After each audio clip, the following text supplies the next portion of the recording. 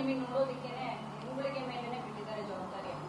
ನೋಡಿ, ಎರಡನೇ ಏರ್ಪೋರ್ಟ್ ಬಗ್ಗೆ ನಾವು ಟೆಂಡರ್ ಕರೆದಿದ್ದೀವಿ. ಏರ್ಪೋರ್ಟ್ ಅಥಾರಿಟಿ ಆಫ್ ಇಂಡಿಯಾದವರು ಮೂರು ಸೈಟ್ಸನ್ನು ನೋಡೋಗಿದ್ದಾರೆ. ಆ ಮೂರು ಸೈಟ್ನಲ್ಲಿ ಅವರು ಅನೇಕ ವಿಷಯಗಳನ್ನು ಹೇಳಿದ್ದಾರೆ, ಅನೇಕ ವಿಷಯಗಳ ಬಗ್ಗೆ ಪ್ರಸ್ತಾಪ ಮಾಡಿದ್ದಾರೆ. ಚಾಲೆಂಜಸ್ ಏನಿದ್ದಾವೆ ಎಲ್ಲವನ್ನ ಆ ಚಾಲೆಂಜಸ್ ಸಲುವಾಗಿ ಟೆಂಡರ್ ಕರೆದಿದ್ವಿ. ಟೆಂಡರ್ನಲ್ಲಿ ಈಗ 3-4 ಜನ ಪಾರ್ಟಿಸಿಪೇಟ್ ಮಾಡಿದ್ದಾರೆ. ಅವರಿಗೆ ಒಂದು ನಿಗದಿತ ಟೈಮ್ ಇರ್ತದೆ, 30-40 ಡೇಸ್ ಅಥವಾ 2 months ಟೈಮ್, ಗೊತ್ತಿಲ್ಲ. ಅದು ಮುಗಿದ ಮೇಲೆ ಆ ರಿಪೋರ್ಟ್ ಬರ್ತದೆ. ರಿಪೋರ್ಟ್ ಬಂದ ಮೇಲೆ ನಾವು ಕೇಂದ್ರ ಸರ್ಕಾರಕ್ಕೆ ಹೋಗ್ತೀವಿ. ಈಗ ಅವರು ಪರ್ಮಿಷನ್ ಕೊಡುವಂಥದ್ದು ಅಂಥದ್ದು ಯಾವುದೂ ಕೂಡ ಇಲ್ಲ. ಅದು ಆ ರಿಪೋರ್ಟ್ ಬಂದ ಮೇಲೆ ನಾವು ಮುಂದಿನ ಹೆಜ್ಜೆಯನ್ನು ಇಡ್ತೀವಿ.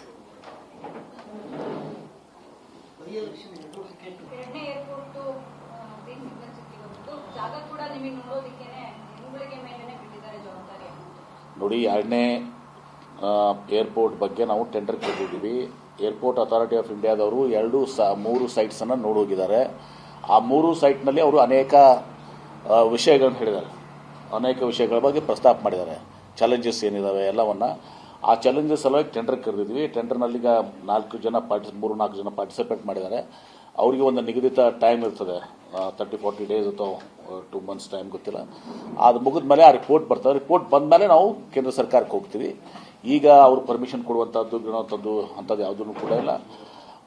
ಅದು ಆ ರಿಪೋರ್ಟ್ ಬಂದ ಮೇಲೆ ನಾವು ಮುಂದಿನ ಹೆಜ್ಜೆಯನ್ನು ಇಡ್ತೀವಿ.